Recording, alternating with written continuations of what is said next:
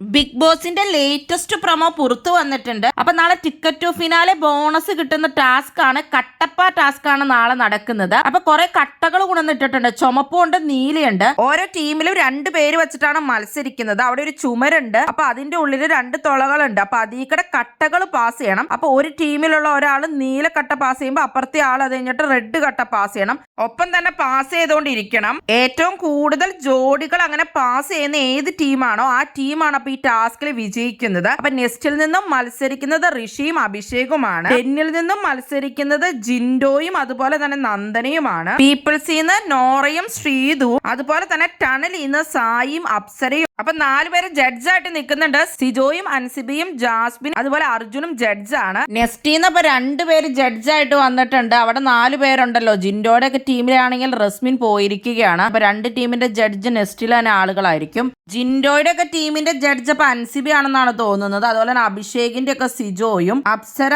സായിയുടെ ഒക്കെ ടീമിന്റെ അർജുനും അതുപോലെ തന്നെ നോറ ശ്രീധുവിന്റെ ഒക്കെ ടീമിന്റെ ജാസ്മിനും ആണെന്നാണ് തോന്നുന്നത്.